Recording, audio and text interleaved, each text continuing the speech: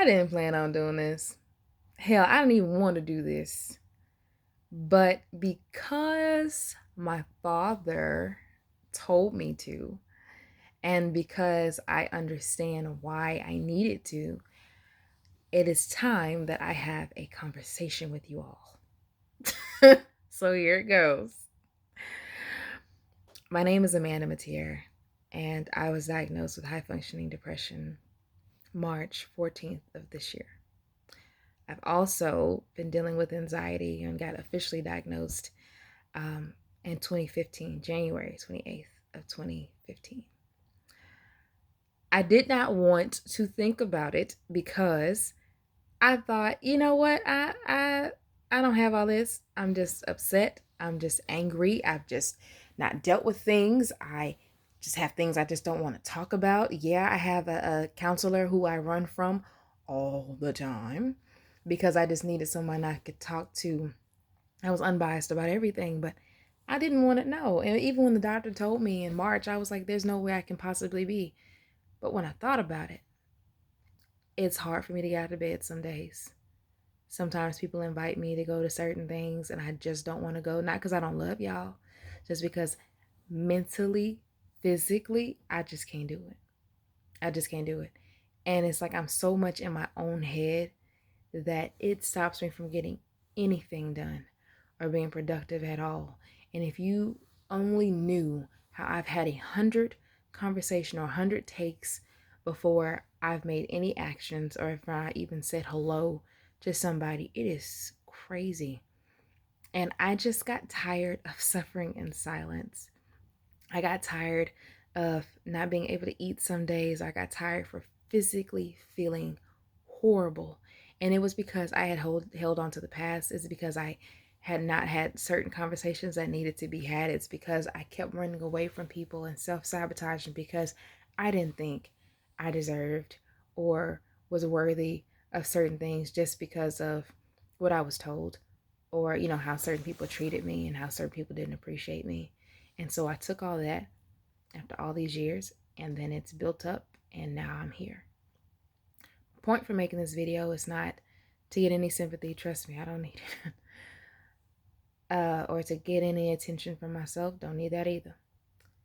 My purpose of making this video is for two reasons. Number one, you are not alone. If you feel like I felt, if you had these, these feelings or these emotions that I have, you're not alone. I see you. And I took a non-medication route because as a pharmacy technician, I know from that background, I know how these medications work. I know how they change the chemistry of your brain. And I just knew without a shadow of a doubt, I could do it. I knew that I could find natural ways like the different supplements and different vitamins that I take help me with it. To some days when I feel a little out of whack and a little out of balance, I also have PCOS, polycystic ovarian syndrome.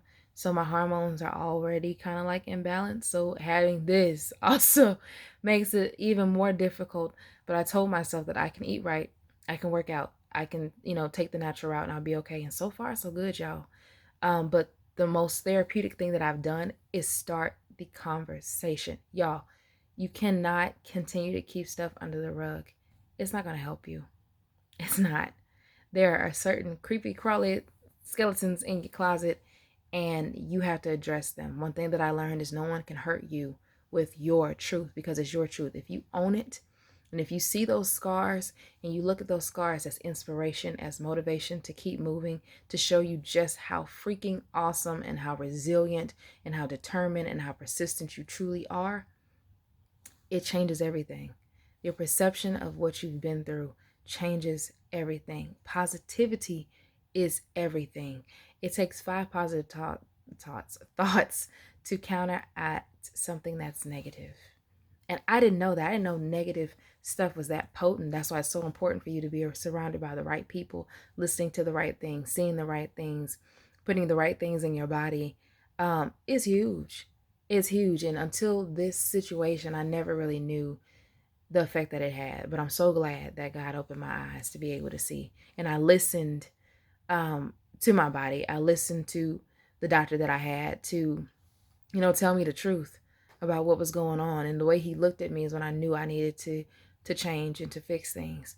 The second reason why I did this is because we need to do better as people, not just black folk, not just white people, whatever. We need to do better as the human race to check on our friends. Mental health is real. Depression is real. Anxiety is real. And if you don't have that support behind you, it is very hard. Because I've been suffering by myself for a long time before I ever really wanted to address anything. And now that I have, it's all out in the open, you'd be surprised the resources and the help that you have from those who love you and who you realize who really cares about you. And you see things a lot differently. And also, like I said, even if you don't deal with it or you have little parts of it, before it gets to a certain point, start the conversation. Forgive. Forgiveness is huge. It is not for the other person. It is absolutely for you. It really is. Because when you let go, when you say, you know what? Yeah, you was messed up for what you did, but I can move on with my life. That speaks volumes about your character and the person that you are. And trust me, a higher power will take care of that every time, way better than you ever could. So to all my people, I truly love y'all. I'm glad that you, if you're watching this, that you are sharing this with me and I can share this with you.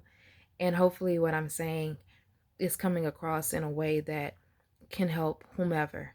I don't ever want anybody, especially if anybody, I wouldn't say especially my friends, I don't want anybody to feel like they're alone in this, because life is a marathon and sometimes you need to just get your second win. So if this is you and you starting over, you getting your second win, I see you. I'm here. I support you. I'm with you in this together. It's a day by day thing. Every day I make the decision to live. I make the decision to not just exist. I make the decision to continue moving forward in the purpose and the calling over my life. And I think that is what really makes a difference every day. It's making that decision to say, you know what, I'm going to get up. I'm not going to wallow in this. I'm going to get up. I'm going to live. I'm going to do little tasks. I'm going to brush my teeth. I'm going to take a shower. I'm going to get some coffee. I'm going to send back this email. And then those little tasks come into, I'm going to continue building with my business. I'm going to continue to go working out. I'm going to continue to do certain things.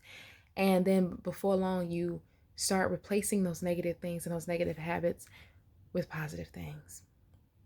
So, like I said, once again, thank you for allowing me to share my story with you. I hope that it helps you in some degree.